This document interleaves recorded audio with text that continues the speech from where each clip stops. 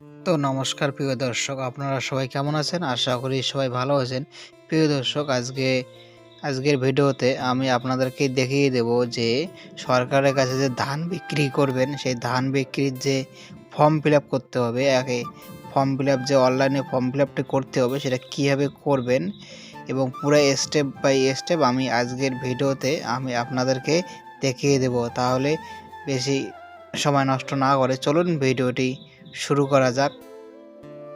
সবার প্রথমে আপনি যদি মোবাইলে করেন তাহলে আপনার ক্রোম ব্রাউজার এবং কম্পিউটার এবং কিংবা ল্যাপটপে করলেও ক্রোম ব্রাউজার ওপেন করবেন। ওপেন করার পরে এখানে সার্চ করবেন ইপেডি। ইপেডি লিখে সার্চ করার পরে যে প্রথমে যে ওয়েবসাইটটি আসবে সেটাতে ক্লিক করবেন। এখানে ক্লিক করার পরে দেখবেন যে সরাসরি কিন্তু গভর্নমেন্ট অফ ওয়েস্ট বেঙ্গলের ইপেডি যে ওয়েবসাইট সেখানে চলে এসছে। তাই এখানে দেখতে পাচ্ছেন যে ফার্মার সেলফ রেজিস্ট্রেশন যে অপশানটি আছে সেখানে কিন্তু আপনাকে ক্লিক করতে হবে। তারপরে কিন্তু এখানে দেখতে পাচ্ছেন যে আপনি কি কৃষক বন্ধু প্রকল্পের ইতিমধ্যে নথিভুক্ত। যদি আপনি অলরেডি কৃষক বন্ধু অ্যাপ্লিকেশন করে থাকেন, সেখানে টাকা পান, তাহলে এখানে হ্যাঁতে ক্লিক করতে হবে। এবং যদি আপনি কৃষক বন্ধু প্রকল্প না করে থাকেন তাহলে না ক্লিক করে আপনাকে পুরো ফর্ম ফিল আপটি করতে হবে। আমার যেহেতু এখানে করা আছে সেহেতু হ্যাঁতে ক্লিক করব।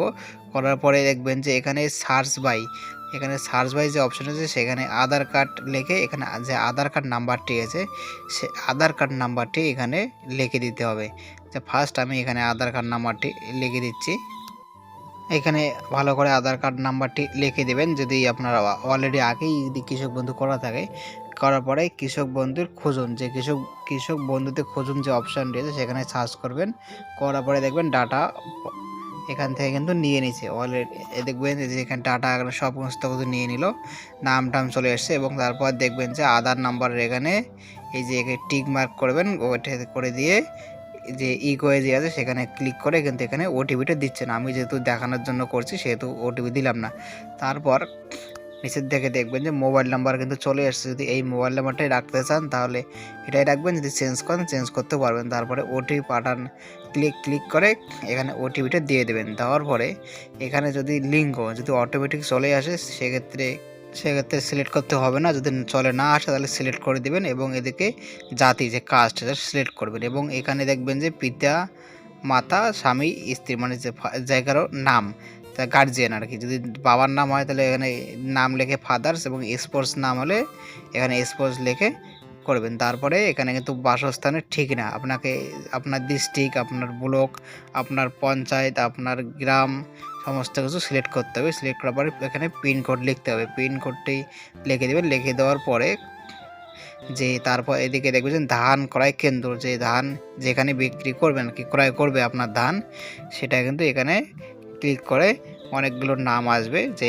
আপনাদের এলাকায় যেটা আছে সেখানে দেখবেন এখানে চলে আসবে, সিলেক্ট করে দিতে হবে। তারপরে নিচে দেখবেন যে এখানে আপনার যে জমির তথ্য আছে সেটা জমির তথ্য দিতে হবে।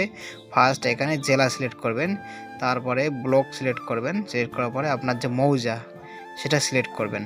সিলেক্ট করার পর দেখবেন যে এখানে দাগ নংটা দিয়ে দেবেন। দেওয়ার পরে যাচাই করুন যে অপশান রয়েছে সেই যাচাই করুন অপশানটিতে ক্লিক করবেন।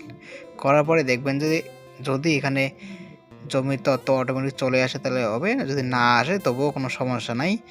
তারপরে এখানে আইএফসি কোড দেবেন এবং আপনার ব্যাঙ্ক নেম সব কিছু চলে আসবে এবং saving account current account select করবেন এবং খাতা নং দেবেন এবং খাতা নং এদিকে পুনরায় দেবেন। দেওয়ার পরে এখানে দেখবেন যে আপনার কিন্তু ডকুমেন্ট আপলোড করতে হবে।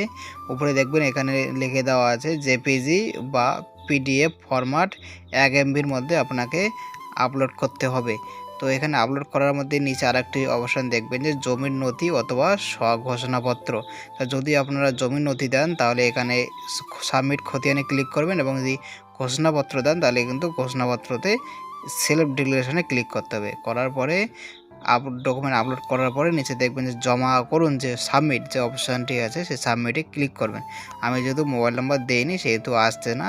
এখানে সাবমিটে ক্লিক করার পরে দেখবেন যে কন্টিনিউ রেজিস্ট্রেশন নামে একটা অপশান আসবে, সেটাতে ক্লিক করবেন। ক্লিক করার পরে ওকে যদি করে দেন তাহলে কিন্তু আপনার যে ফর্ম ফিল আপটি আছে সেটা ফাইনালি সাবমিট হয়ে যাবে এবং একটি ফর্ম চলে আসবে, সেটা আপনারা সেটাকে প্রিন্ট করে নিয়ে নেবেন। তো প্রিয় দর্শক, এই ছিল আজকের ভিডিওটি ভালো লাগলে অবশ্যই চ্যানেলটিতে একটি সাবস্ক্রাইব করে দেবেন এবং ভিডিওটিতে একটি লাইক করে দেবেন। ধন্যবাদ।